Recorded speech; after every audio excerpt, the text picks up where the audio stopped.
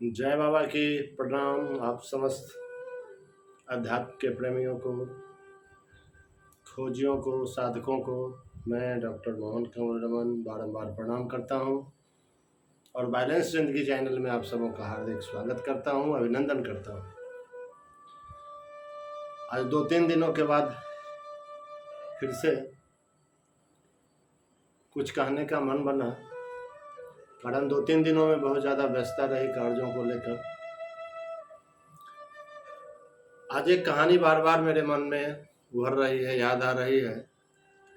मैंने इसे कहीं पढ़ा था और ये कहानी इतनी अच्छी मुझे लगी कि जब कभी भी अवसर मिला मैंने इस कहानी को, इसके जो सारांश है, इस कथा का जो मर्म है, उसे अपने जीवन में उतारने का प्रयास किया। कथा आती है महात्मा बुद्ध की कि जब वो सिद्धार्थ गौतम नाम से थे और अपने घर को छोड़कर ध्यान साधना की खोज में घर से निकल पड़े थे। जब उन्हें ज्ञान की प्राप्ति हुई तो फिर वो गांव गांव गली गली घूम घूम कर लोगों को उपदेश देने लगे, इस ज्ञान के संबंध में लोगों को बताने लगे। चलते चलते एक वक्त ऐसा भी आया जब वो अपने पुराने राजमहल में थे, उनके समक्ष उनके पिताश्री खड़े थे। महात्मा बुद्ध का जो ड्रेस था, उस वक्त जो वेशभूषा थी, वो गेरुआ रंग की थी। उनके पिताजी ने उनके उन वस्त्रों को देखकर पूछा कि यह तुमने कैसा वस्त्र पहन लिया है। महात्मा बुद्ध ने कहा कि यह मेरी जाति का वस्त्र है, ये मेरी जाति का वेश है।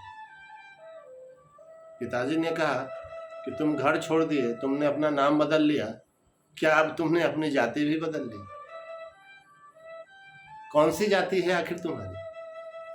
बुद्ध ने कहा कि ज्ञानियों की जाति, जिसे सन्यासी कहते हैं।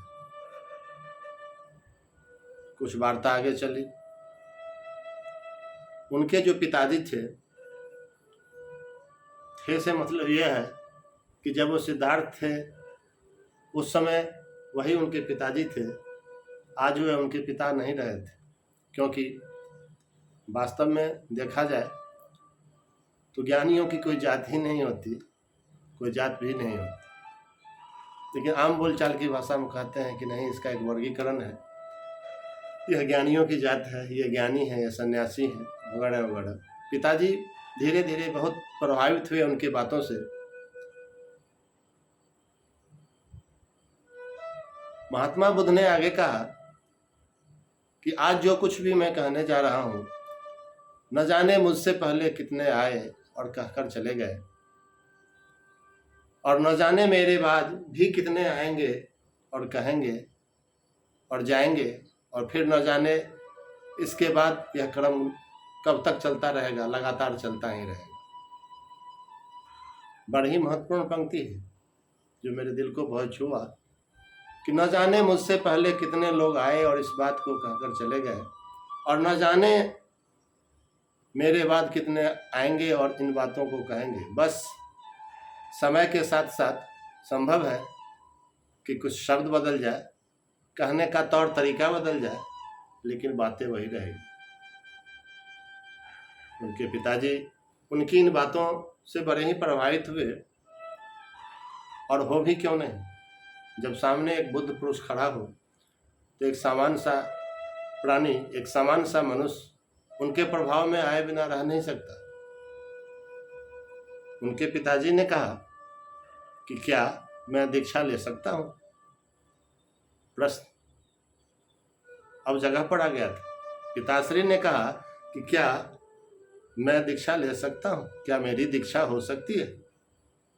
महात्मा बुद्ध जी ने कहा कि क्यों नहीं हो सकती, अवश्य हो सकती है, लेकिन मेरे पास इस तरह से आना जैसे कि एक बुझा हुआ दीपक एक जलते हुए दीपक के पास जाता है, अगर अपने आप को एक बुझा हुआ दीपक मानकर मेरे पास आओगे तो मैं अपने अंदर का प्रकाश तुझ में भरकर तुझे भी प्रकाशित कर दूंगा। लेकिन जब एक बाप बनकर मेरे पास आओगे तो आ तो सकते हो लेकिन कुछ पा नहीं सकते। बोल दे सदगुरु भगवान की। यह बड़ी ही मार्मिक पंक्ति है, बड़ी ही गहरी पंक्ति है, हृदय को छू लेने वाली पंक्ति है। वर्षों से यह पंक्ति मेरे हृदय के अंदर है। आ तो सकते हो लेकिन कुछ पा नहीं सकते हो, अपने अहंकार को छोड़कर आओ। दरअसल देखा जाए, जहां कहीं भी कोई भी मनुष्य किसी चीज के लिए जाता है तो जब खाली होकर जाता है तो वहां से भरकर आता है, लेकिन जब वो भरकर ही जाएगा तो फिर भरकर क्या लाएगा। किसी संत के दरबार के बाहर, आश्रम के बाहर लिखा हुआ था मुख्य दरवाजे पर ही कि कृपया जूते और अहंकार यहाँ उतार कर आ। कितनी अच्छी पंक्ति कि कृपया जूते और अहंकार यहीं पर छोड़कर अंदर आना है। कि जब हम भरकर कहीं भी जाएंगे, हो सकता है कि हम अपने फील्ड में बहुत बड़े मास्टर हों, अपने क्षेत्र के विशेषज्ञ हों, लेकिन हम जहाँ कहीं भी गए हैं, जब तक हमारे मन में वास्तविक रूप में जिज्ञासाएं नहीं होगी, हम कुछ पाने की चाहत से वहाँ नहीं जाएंगे, कुछ सीखने की चाहत से नहीं जाएंगे, तो हम पा नहीं सकते, हम सीख नहीं सकते। इसलिए हमें अपनी बुद्धि को अपने ही घर पर छोड़कर कहीं जाना चाहिए जहाँ से हमें कुछ पाने की उम्मीद है। प्रायः मनुष्य जब कहीं भी जाता है तो उसमें से बहुत सारे मनुष्य तो भावना से इतने उत्प्रोत होते हैं कि वो वास्तव में वहाँ जाते जाते अपना सब कुछ सुध बुध खो देते हैं, और जो ऐसा करते हैं या जिनके साथ यह घटना घटती है वो जरूर ही कुछ न कुछ और बहुत बड़ी ही शीघ्रता से पा लेते हैं। लेकिन जो जाकर अगर मगर लेकिन किंतु परंतु ऐसा वैसा गुना भाग करते रहते हैं, वो जाकर भी कुछ नहीं पा सकते हैं। हमने अपने जीवन में देखा है कि वही मनुष्य, एक मनुष्य जब कभी भगवान से प्रार्थना करता है तो उसकी बहुत सारी प्रार्थनाएं सुनी जाती है, लेकिन वही मनुष्य बहुत सारी ऐसी प्रार्थनाएं भी करता है जो उसकी प्रार्थना पूरी नहीं होती है। आखिर इसका कारण क्या है? यह एक प्रश्न बनता है कि जब भक्त भी वही है, भगवान भी वही है, कहने वाला भी वही है, सुनने वाला भी वही है, तो फिर कुछ कही हुई बातें सुनी जाती और उससे पूरी भी की जाती, वह पूरा भी होता, लेकिन कुछ बातें जो कही जाती वह आखिर पूरी क्यों नहीं होती? यह एक प्रश्न बनता है। फर्क बस भावना का होता है, भक्ति की उस गहराई का होता है। जब कभी हमारा मन भावना से ओतप्रोत हो, अहंकार मुक्त होता है, उस क्षण जो हमारी स्थिति होती है, हमारी जो अवस्था होती है, उस अवस्था का नाम ही समर्पण होता है। और उस समर्पण की अवस्था में जहाँ कोई विकल्प नहीं बचता है एक के अलावे, वहाँ हम जो कुछ भी कहते हैं, हमारी प्रार्थनाएं सुनी जाती है, वह भी संभव होता है जो कि असंभव सा दिखता है। लेकिन जब हम सिर्फ शीश झुकाते हैं, हृदय हमारा नहीं झुकता, तो हमारी प्रार्थनाएं अधूरी रह जाती। एक बहुत ही सुंदर पंक्ति है कि सिर झुकाने से नवाज अदा नहीं होती, दिल झुकाना पड़ता है इबादत के लिए। सिर झुकाने से वास्तव में नवाज अदा नहीं होती है, दिल झुकाना पड़ता है इबादत के लिए। और जिस वक्त दिल झुक जाता है तो सत्य तो यही है कि भक्त कहीं जाते नहीं, स्वयं आते हैं भगवान।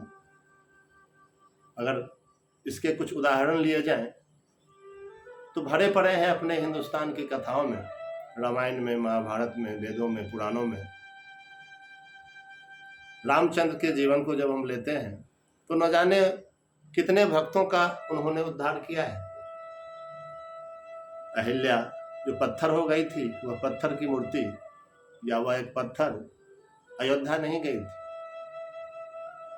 श्री राम को चलकर उस अहिल्या स्थान जो हमारे मिथिला में ही पाया जाता है, बिहार, वहां पर आकर उन्होंने अहिल्या का उद्धार किया था। सेवड़ी जो जंगलों में रहती थी, वहां पर जाकर के उन्होंने सेवड़ी का उद्धार किया था। यह तो चंद एक उदाहरण है,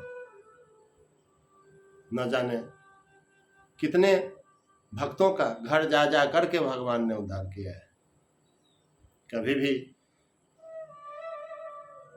द्रौपदी द्वारिका या मथुरा नहीं गई थी। जब उसके वस्त्रहरण हो रहे थे, भगवान ने स्वयं आकर उसकी लाज बताई थी, उसकी इज्जत बचाई थी। वह भाव जो समर्पण का है, वह जो भक्ति की प्रकाष्ठा है, जब उस अवस्था में हमारा मनोभाव जाता है तो भगवान को विवश होना ही पड़ता है और आते ही हैं। एक बड़ा ही सुंदर सा भजन हम सबों ने सुना है कि प्रबल प्रेम के पाले पड़कर प्रभु को नियम बदलते देखा, अपना मान टले टल जाए भक्त का मान टलते देखा। भगवान अपने प्यारों भक्तों की लाज सदैव से रखते आए हैं और सदैव से रखते ही रहेंगे। चूंकि एक भजन फिर से मुझे याद आ रही है अभी कि भगत के बस में है भगवान, भगत के बस में है भगवान। वास्तव में भगवान हमेशा अपने भक्त के बस में ही होते हैं। शर्त बस यही है कि भक्त खाली डब्बा हो, मन मस्तिष्क कुछ भी न लगाए भगवान के समक्ष, अपने गुरु के समक्ष, जिस सत्ता से वह जुड़ा हुआ है उसके समक्ष, तो भगवान उसकी हर एक मुराद पूरी करते हैं। मेरे जीवन में भी कई सारी इस तरह की घटनाएं हुई है और मैं समझता हूँ कि समस्त संसार में हम सब जितने भी मनुष्य हैं, आप हैं, हम हैं, सब हैं, उन सबों के जीवन में कई बार इस तरह की घटनाएं घटी होगी, कई बार इस तरह के अनुभव आए होंगे, जब जो कुछ न होने वाला भी बिल्कुल सहजता के साथ संभव हो जाता है। हमें एक अच्छा सा जिज्ञासु बनना चाहिए, अपनी बुद्धि को कहीं एक किनारे रखकर अपने भगवान की भक्ति करनी चाहिए, अपने गुरु की भक्ति करनी चाहिए और उनके द्वारा बताए गए मार्ग पर चलते हुए उनके प्रति सदैव मन में श्रद्धा, विश्वास, समर्पण की भावना को जागृत रखते हुए आगे बढ़ते रहना चाहिए। इन्हीं चंद शब्दों के साथ मैं आज अपनी वाणी को विराम देता हूँ। जय बाबा की, हर हर महादेव, हरि हर।